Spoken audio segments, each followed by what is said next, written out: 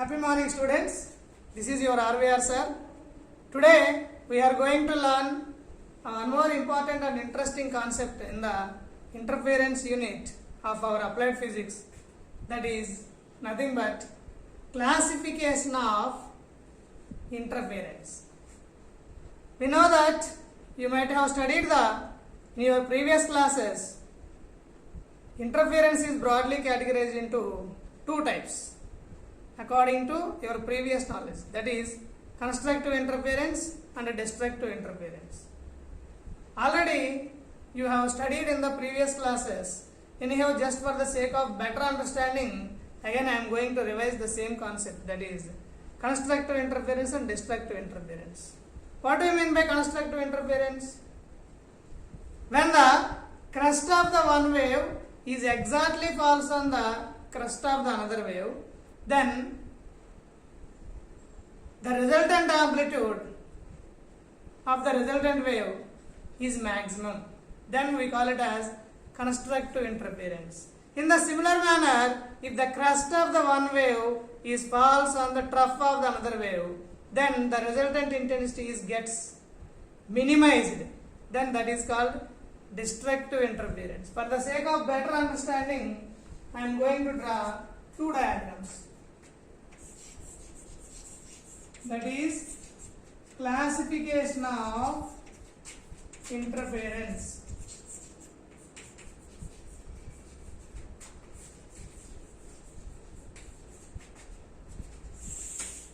Classification of interference. First one is, this is the graph drawn between the time versus the amplitude, time along the x-axis and the amplitude along the y-axis. Then we can able to observe the constructive interference like this.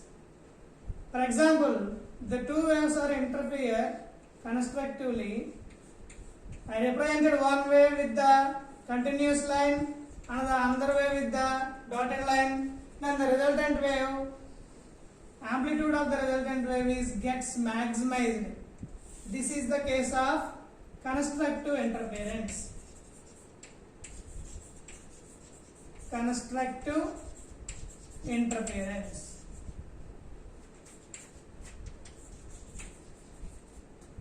Let it be A1, A2, resultant amplitude A is equal to A1 plus A2.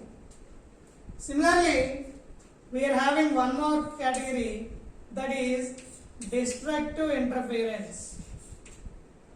Of course, you might have studied these two in your previous classes itself. Destructive interference. For the better understanding of this destructive interference, let us look at the diagram.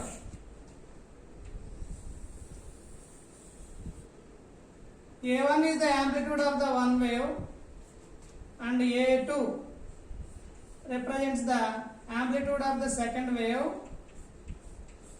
These two waves are superimposed destructively or interfere. Then the resultant intensity of the resultant wave is minimized. It is almost zero. This is the intensity of the resultant wave or amplitude of the resultant wave. Here in this particular case, amplitude of resultant wave is A1 difference A2 or A1 minus A2. So this is regarding the destructive interference and this is regarding the constructive interference. Of course, these two categories already you are studied in the previous class itself. But for the sake of better understanding of the concept, I just revised it. Now we are having one more categorization of the interference. That is, this is very important. Number one, interference by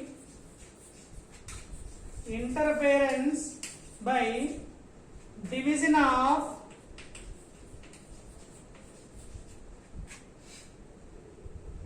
wavefront,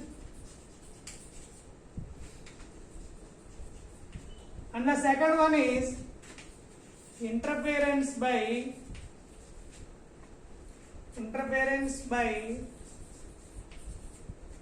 division of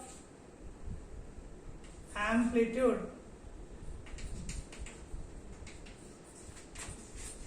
Division of amplitude.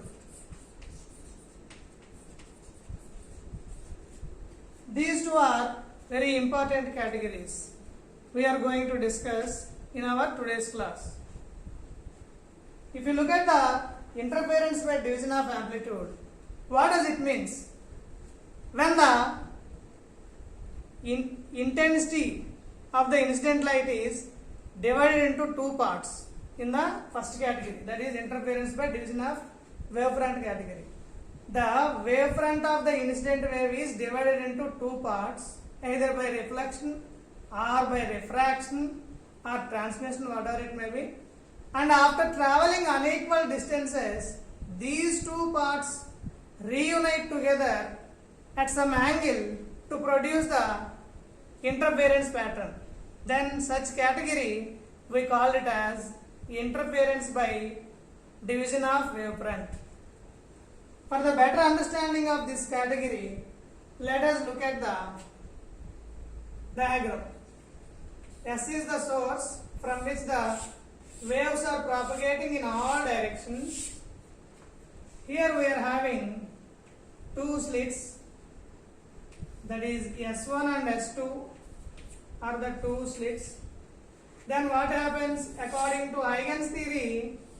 Whenever this light falls on these two slits, the secondary wavefronts are generated.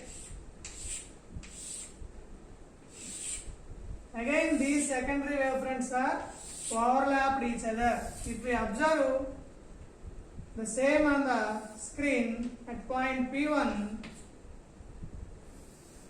some of these waves are interfere constructively, some are interfere destructively. Similarly at point P2, like this on the screen, this is screen. On the screen, the intensity of the interfering waves or intensity of the interference pattern, at some points it is maximum, at some other points it is minimum. Where the constructive interference takes place, there the intensity is maximum. Where the destructive interference takes place, there the intensity is minimum.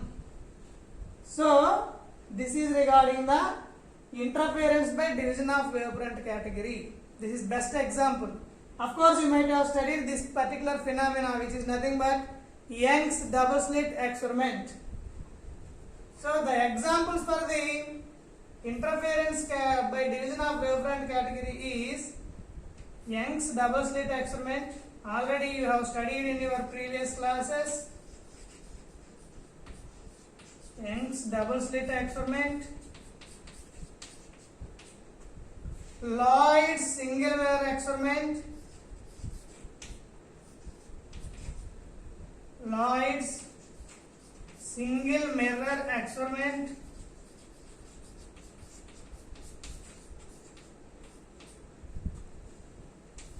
Fresnel's biprism experiment. Fresnel's biprism experiment, etc. are the examples for this category. I am repeating the interference by division of wavefront. All of you listen carefully.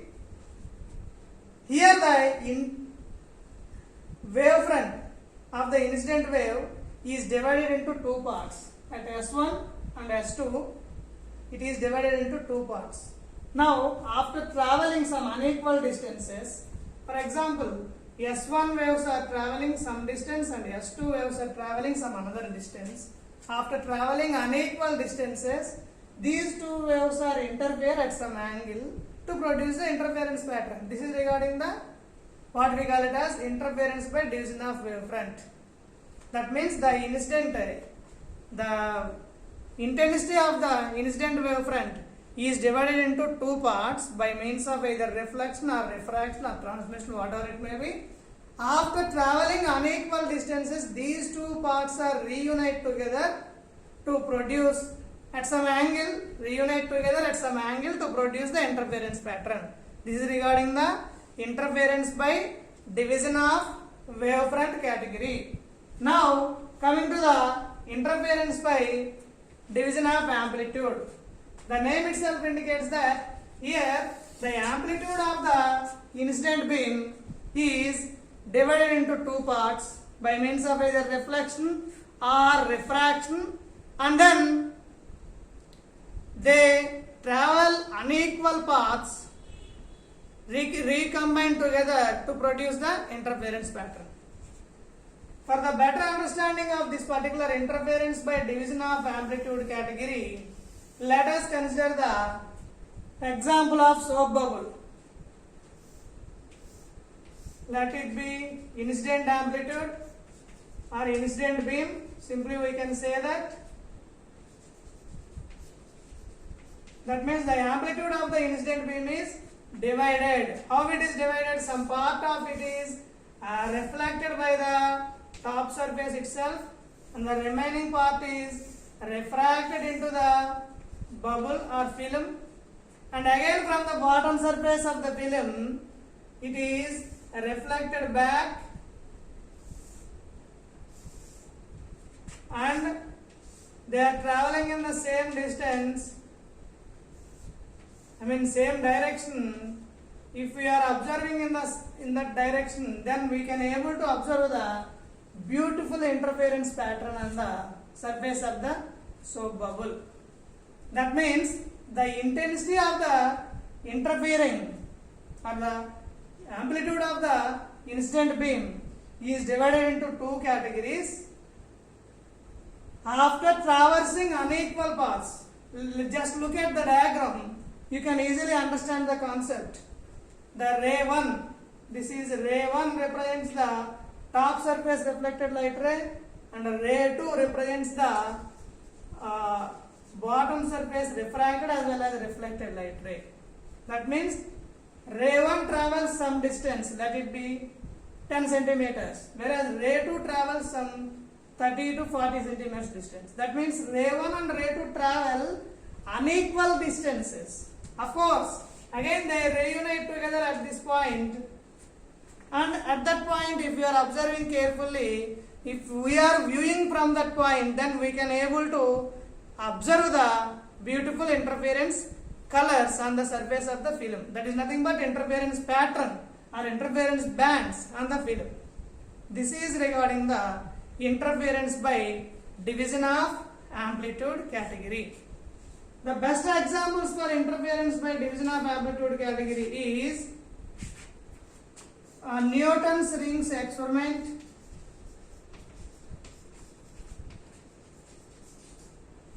Newton's rings experiment, and then wedge method experiment, wedge method experiment, and then Michelson interferometer, Michelson interferometer, etc. Again we are having interference in thin films or colors of interference in thin films, interference in thin films simply, or we can also write it as colors of thin films, etc. or comes under this category. Anyhow, if you observe these classifications, of course these two are subcategories of these two categories only. And then the interference by division of wavefront category already you have studied in the previous classes, that is +1 and +2. So we are not going to bother about this thing. We will concentrate on the interference by division of amplitude category. Anyhow, we are going to study these interference by division of amplitude category. We are going to study the interference in thin films by reflection. We are going to study the Newton's rings experiment both theoretically as well as practically, and then we are going to study the wedge method experiment in our laboratory, So these are all what we call it as interference by division of amplitude. So in our engineering, we are going to look at the interference by division of amplitude category, because based on this concept we are having a lot of applications in our engineering sector. Okay, so all of you note down these diagrams. If anybody have any type of doubts, please feel free to ask me. Thank you. Note down it.